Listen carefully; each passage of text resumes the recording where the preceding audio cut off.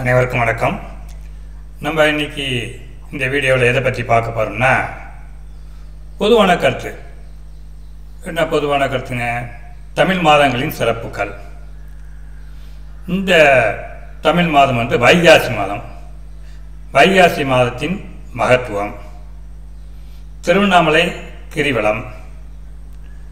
இந்த வைகாசி மாதத்தில் வைகாசி விசாகம் வருது.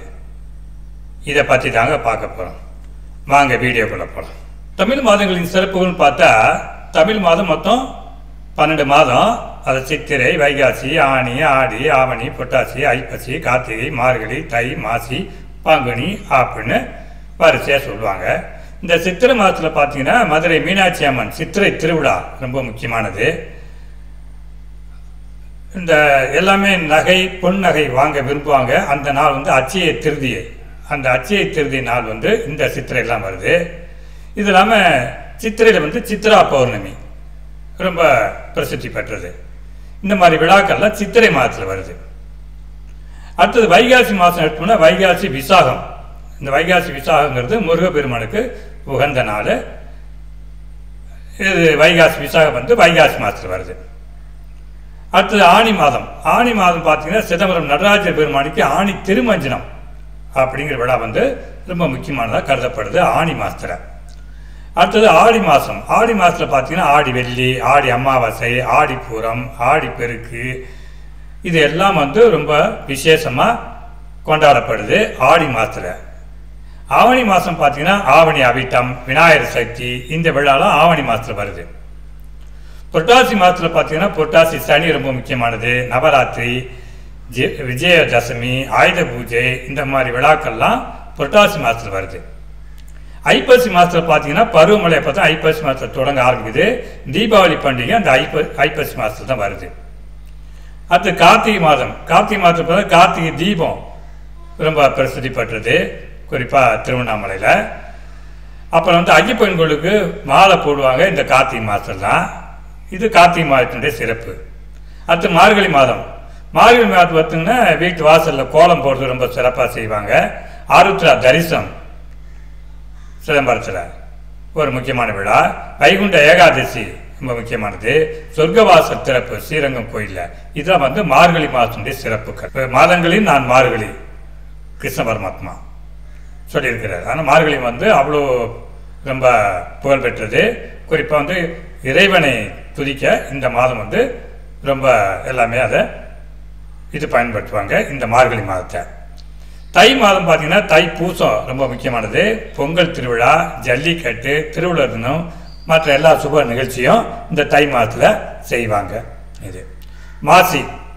மாசி மகம், சிவராத்திரி திருவிழா எல்லாம் மாசி மாதத்தில் வருது. அடுத்து பங்குனி. பங்குனி உத்திர விழா இந்த பங்குனியில் வருது.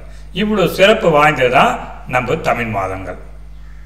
தமிழ் மாதத்தில் ஒரு மாதத்துக்கும் சிறப்பு இருக்குது. சித்திரைக்கு ஒரு சிறப்பு, வைகாசி, ஆனி, ஆடி, ஆவணி, புரட்டாசி, ஐப்பசி, கார்த்திகை, மார்கழி, தை, மாசி, பங்குனி, இப்படி ஒரு மாதத்துக்கும் ஒரு ஒன்றோ ரெண்டோ இல்லை நிறைய விழாக்கள்லாம் வருது.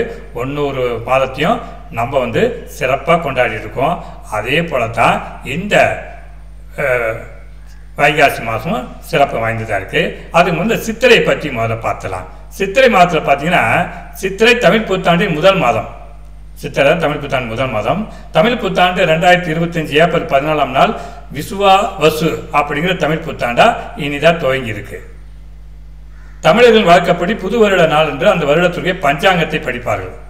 தமிழுடைய பாரம்பரியம் என்னன்னாக்கா, அந்த புது வருஷ அன்னைக்கு, அதாவது ஏப்ரல் 14ஆம் தேதி சித்திரை 1 பஞ்சாங்கத்தை படிப்பாங்க. அந்த வருஷத்துடைய பஞ்சாங்கத்தை படிப்பாங்க. தமிழ் வருட பிறப்பு நாள் தமிழர்கள் வேப்பம்பூ பச்சடி செய்து சாப்பிடுறது வழக்கம். அந்த வருட பிறப்பு நாளில் வேப்பம்பூ பச்சடி, வேப்பம்பூனாக்கா வேப்பம்பூ கசக்கம், வெல்லம் சேர்த்துவாங்க. இதெல்லாம் சேர்த்து வேப்பம்பூ, வெல்லம் இதெல்லாம் சேர்த்து ஒரு பச்சை மாதிரி செய்வாங்க. அதனால் அது என்னன்னாக்கா, அந்த வாழ்க்கைங்கிறது இனிப்பு, கசப்பு, நல்லது, கெட்டது இதெல்லாம் சேர்ந்து தான் வாழ்க்கைங்கிற உணர்த்தும் விதமாக இந்த வேப்பம்பூ பச்சடி செஞ்சு சாப்பிடுவாங்க. சித்திரை மாதத்தில் வரக்கூடிய மதுரை மீனாட்சி அம்மன் சித்திரை திருவிழா மிகவும் பிரசித்தி பெற்றது. சித்திரனாவே மதுரை மீனாட்சி அம்மன் சித்திரை திருவிழா ரொம்ப புகழ்பெற்றது. தங்க நகை வாங்க விரும்புபவர்கள் அட்சய திருதி அந்த சித்திரை தான் வருது. இம்மாதம் சித்ரா பௌர்ணமி ரொம்ப சிறப்பு வாய்ந்தது. சித்திரை திருவோண நட்சத்திரத்தில் சிதம்பரம் நடராஜருக்கு சிறப்பு அபிஷேகம் அலங்காரம் நடைபெறும். இவ்வளோ சிறப்பு வாய்ந்தது சித்திரை மாதம். அதே வைகாசி மாதம், இப்போ இந்த மாதம் பார்த்தீங்கன்னா சித்திரை முடிஞ்சு இப்போ தான் வைகாசியில் நம்ம இருக்கோம். இந்த மாதத்துடைய வைகாசி மாதத்துடைய சிறப்பு என்னன்னா, வைகாசியில் பௌர்ணமி என்று கிழக்கு வானத்தில் தோன்றும் நட்சத்திரம் விசாக நட்சத்திரம். பௌர்ணமி அன்னைக்கு நட்சத்திரம் தோன்ற கிழக்கு வானத்தில் அதில் என்ன நட்சத்திரம்னா அந்த பேர் விசாகம்னு பேர். இந்த மாதத்தில் வைகாசி விசாகம் மிக முக்கிய நாளாக கருதப்படுகிறது. அந்த வைகாசி விசாகங்கிறது ரொம்ப முக்கியமானதாக கருதப்படுது. இந்த மாதம் முருகப்பெருமானுக்கு உகந்த மாதம். இந்த மாதம் ரொம்ப முருகப்பெருமானை வழிபடுவாங்க. சிவபெருமான் நெற்றிக்கண்ணிலிருந்து அவதரித்தவர் முருகப்பெருமான் என்று நம்பப்படுகிறது. சிவபெருமான் நெற்றிக்கிலிருந்து தோன்றியவர் தான் முருகப்பெருமான் அப்படின்னு நம்பப்படுது. வைகாசி விசாகம் என்று விரதம் இருந்து சக்கரை பொங்கல் செய்து முருகனுக்கு படைத்து வழிபடுவார்கள். வைகாசி விசாகம் அன்னைக்கு விரதம் இருந்து சக்கரை பொங்கல் செஞ்சு முருகனுக்கு வழிபடுவார்கள். ஓ முருகா. வாங்க இந்த முருகன், இது மலேசியா முருகன் சிலை. ரொம்ப உலகத்தில் ரொம்ப பிரம்மாண்டமாக உயர்ந்த சிலையாக முருகன் சிலை வடிவமைச்சிருக்கிறாங்க. யாமிருக்க பயமீன் முருகப்பெருமான். இது பழனி முருகன் கோயிலுடைய ஒரு தோற்றம் இது. ரைட்டுங்களா? இப்போ வாங்க திருவண்ணாமலை கிரிவலம். இது வைகாசி மாதம் பௌர்ணமி 10/6/2025 பௌர்ணமி அன்னைக்கு திருவண்ணாமலையில் கிரிவலம் நிறைய பக்தர்கள் போவாங்க. அதனால இந்த சிறப்பு வீடியோ வெளியிடுறோம். வைகாசி விசாகத்துக்கோசரமும் இந்த திருவண்ணாமலை கிரிவலத்துக்கோசரம் இன்னைக்கு இந்த வீடியோ வெளியிடுறோம். வைகாசி மாத பௌர்ணமி எப்போ வருதுன்னா 10/6/2025, அதாவது நாளைக்கு வருது. அதனால இந்த திருவண்ணாமலை கிரிவலத்தை பற்றி கொஞ்சம் பார்க்கலாம், சிந்திக்கலாம். திருவண்ணாமலையில் உலக பிரசித்தி பெற்ற அருணாச்சலேஸ்வரர் கோயில் உள்ளது. அங்கே தான் இந்த உலகத்திலே பிரசித்தி பெற்ற அருணாச்சலேஸ்வரர் கோயில் அங்கே திருவண்ணாமலை இருக்கு. இக்கோவில் பஞ்சபூத தலங்களில் அக்னி தலமாக விளங்குகிறது. அதாவது இந்த பஞ்சபூதத்தில் இது அக்னி தலம், அதாவது நெருப்பு தலமாக இருக்கு. இக்கோயிலுக்கு தினமும் உள்ளூர், வெளிமாநிலம் மற்றும் வெளிநாடுகளிலிருந்து பக்தர்கள் சாமி தரிசனம் செய்து வருகின்றனர். இந்த கோயிலுக்கு உள்ளூர்லேருந்து வராங்க, வெளிமாநிலத்திலிருந்து வராங்க, வெளிநாட்டிலேருந்து வராங்க. அவ்வளோ புகழ்பெற்றது இந்த அருணாச்சலேஸ்வரர் கோயில். குறிப்பாக கார்த்திகை தீப நாளும் சித்ரா பௌர்ணமி நாளும் லட்சக்கணக்கான கோயிலுக்கு வருகிறார். இந்த கார்த்திகை தீபத்தன்னைக்கும் சித்ரா பௌர்ணமி அன்னைக்கும் லட்சக்கணக்கான பேர் இந்த கோயிலுக்கு போயிட்டு இருக்கிறாங்க. திருவண்ணாமலையில் மலையை செய்வனாக வழிபடுவதால் அருணாச்சலேஸ்வரர் கோயில் பின்புறமுள்ள அண்ணாமலை என்கிற அருணாச்சல மலையை சுற்றி ஒவ்வொரு மாதமும் பௌர்ணமி நாளில் ஆயிரக்கணக்கான பக்தர்கள் 14 கிலோமீட்டர் தூரம் உள்ள கிரிவல பாதையில் நடைபயணமாக கிரிவலம் செல்கிறார்கள். அந்த கோயிலுக்கு பின்புறம் அண்ணாமலை என்கிற அருணாச்சல மலை இருக்கு. அதை சுற்றி 14 கிலோமீட்டரு அந்த கிரிவல பாதை இருக்கு. அதை நடந்தே கிரிவலம் போயிட்டு வருவாங்க பக்தர்கள் முதலில் அருணாச்சலேஸ்வரர் கோயிலில் சாமி தரிசனம் செய்துவிட்டு கிரிவலம் புறப்பட்டு செல்வார். கோயிலில் சாமி அருணாச்சலேஸ்வரர் சாமியை கும்பிட்டுட்டு அதுக்கப்புறம் அந்த கிரிவலத்தில் 14 கிலோமீட்டர் நடந்தே போய் அந்த கிரிவலத்தை முடிப்பாங்க. இந்த வைகாசி மாத பௌர்ணமி 10/6/2025, இந்த வைகாசி மாதம் பௌர்ணமி 10/6/2025, அதாவது நாளைக்கு வருது. அந்த வருவதால் பக்தர்கள் கிரிவலம் செல்ல தயாராகிவிட்டனர். கிரிவலம் செல்லும் பக்தர்களின் வசதிக்காக இந்த வீடியோ வெளியிடப்படுகிறது.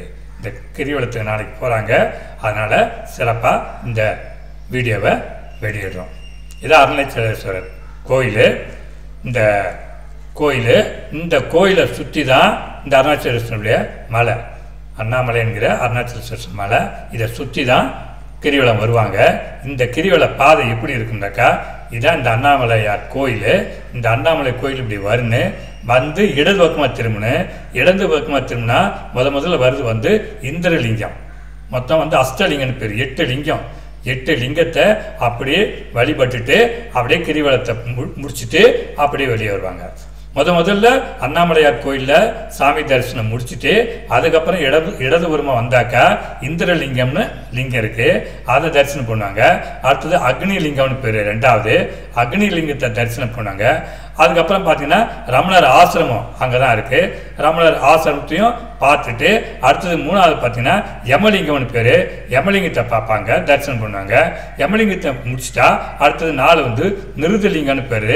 அந்த நிருதலிங்கம் அதை முடிச்சுட்டு 5 பார்த்தீங்கன்னா வர்ணலிங்கம்னு பேர், வர்ணலிங்கத்தையும் தரிசனம் பண்ணிட்டு அடுத்தது 6 வாயுலிங்கம்னு பேர், அந்த வாயுலிங்கத்தையும் தரிசனம் பண்ணிட்டு 7 குபேரலிங்கம்னு பேர், குபேரலிங்கத்தையும் முடிச்சுட்டு அடுத்து ஈசானிய லிங்கம்னு பேர், ஈசானிய லிங்கத்தையும் முடிச்சுட்டு அப்படியே கிரிவலம் முடிச்சுட்டு வெளியே போயிடுவாங்க. இதான் கிரிவலம் செல்லும் பாதை. இந்த ஆரோ மார்க் போட்டிருக்கு, அம்புக்குறி போட்டிருக்கு. இந்த அம்புக்குறி போட்டது அந்த பாதையை பின்பற்றி அப்படியே இந்த கிரிவல பாதையை இந்த மலையை சுற்றி, இது எல்லாம் கருப்பாக இருக்கிறதா மலை, அந்த மலையில் உள்ள மரம் செடி கொடிகள்லாம் தெரியுது. அதை சுற்றி தான் இந்த பாதை போட்டுக்கிறாங்க. அந்த பாதையை சுற்றி தான் இந்த பக்தர்கள்லாம் வருவாங்க. மொத்தம் 14 கிலோமீட்டர் அந்த கிரிவல பாதை இருக்குது. அந்த குறிப்பாக ஒவ்வொரு மாதமும் பௌர்ணமி அன்னைக்கு இந்த கிரிவலத்துக்கு நிறைய பக்தர்கள், லட்சக்கணக்கான பக்தர்கள் வந்து செல்வாங்க. குறிப்பாக அந்த சித்திரை மாதத்தில் சித்ரா பௌர்ணமி அன்னைக்கு கூட்டம் ரொம்ப அதிகமாகவே இருக்கும். அதனால தான் இந்த வீடியோ வெளியிடுறோம். அனைவரும் பார்த்து இந்த வீடியோவை பார்த்து பயனடைமாறு உங்களை அன்போடு கேட்டுக்கொண்டு இந்த வீடியோவை இத்துடன் முடிக்கின்றேன். நன்றி, வணக்கம்.